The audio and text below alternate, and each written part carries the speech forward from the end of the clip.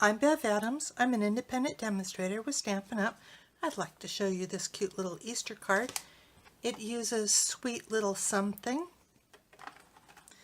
I'm also going to use the Quilt Top Textured Impressions embossing folder. This is not in a catalog, but it is still available. It's on the carryover list from the holiday catalog. And I'm using the Layering Squares framelits. I used my Layering Squares framelits taggers to find the size of framelit that I needed, and I really need the largest size, so I'm going to use the #1 scallop, and I need a square to go inside, and the #1 smooth is really not going to be enough of a frame, so I'm going to the #2 smooth framelit, and I will also be using the new Stamparatus from Stampin' Up. I have a basic card base that's 5.5 by 8.5, scored at 4 1/4.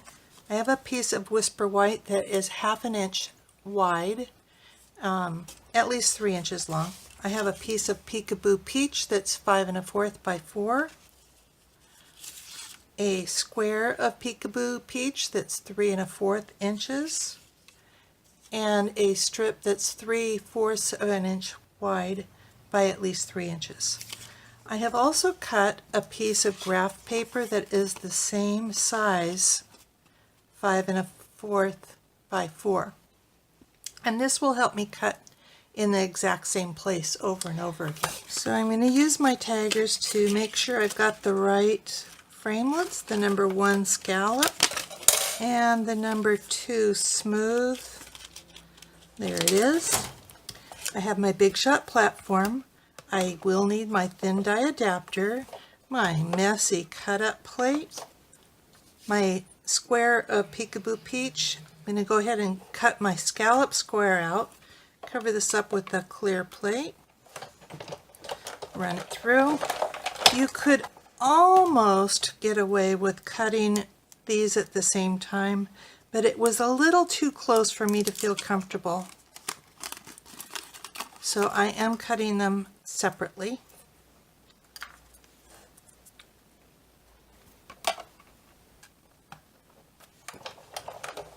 So that gives me my really thin frame.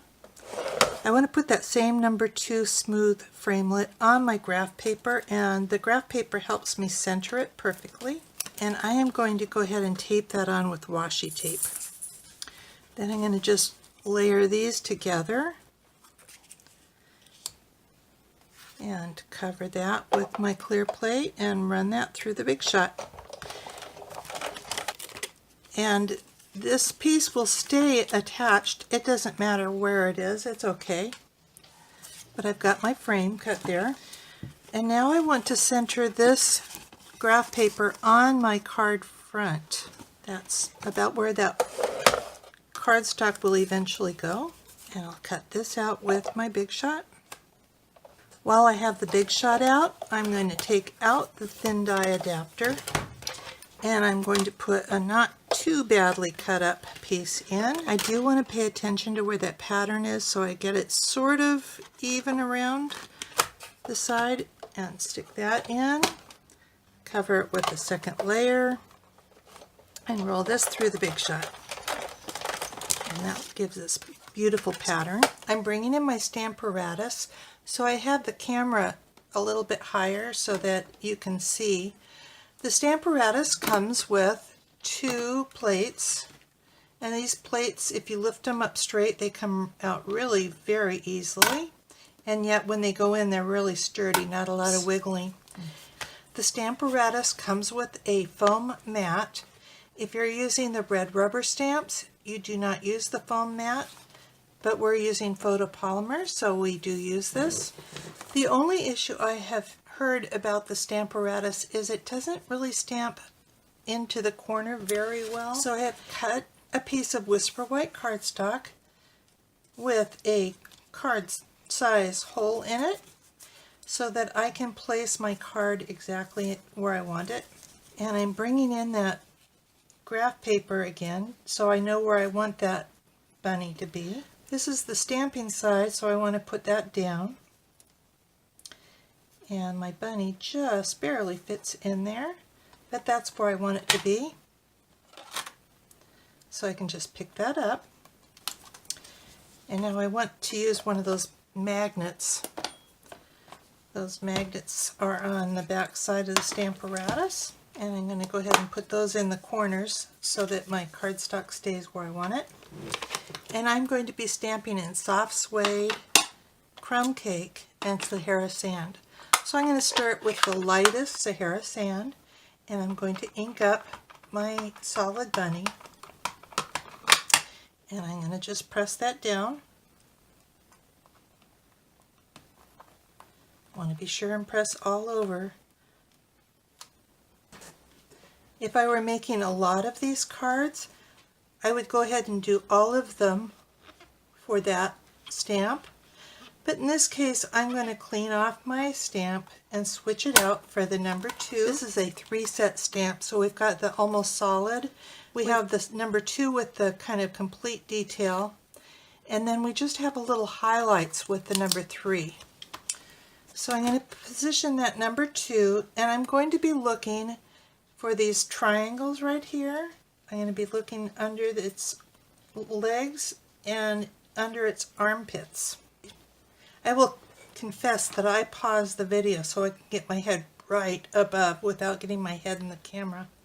So I'll press this down, pick it up, and I will ink this now with the crumb cake.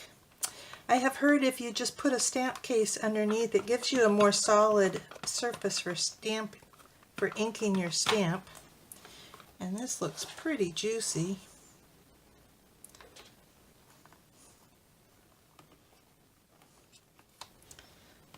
I think I want to move this magnet a bit.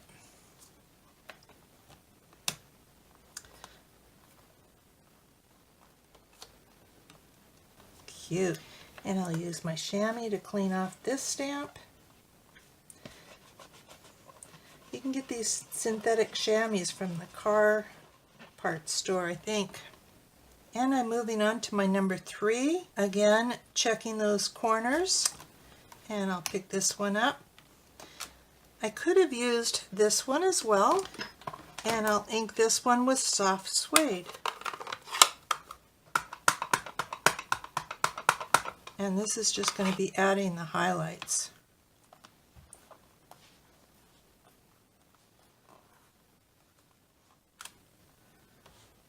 And very cute.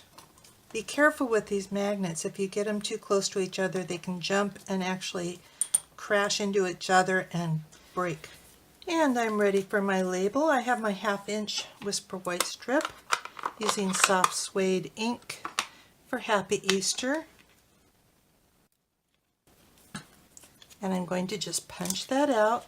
I'm using the curved parts, these corners here, to line up my label. I'm adhering the label to the 3/4 inch piece of Peekaboo Peach.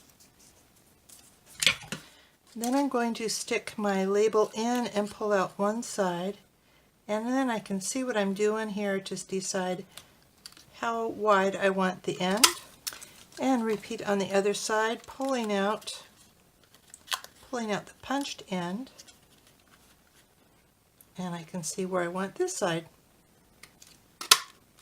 So I have a nice little label with a frame around it. I think I am ready to assemble my card now. I have my bunny stamped in just exactly the perfect place. I have my embossed layer. I think I'm ready to put that on now. I am using the liquid glue. It is nice and strong, and it gives me a little bit of time to wiggle my layer in just exactly to the right place. These holes should be lined up. My little frame, again, I'm using the liquid glue.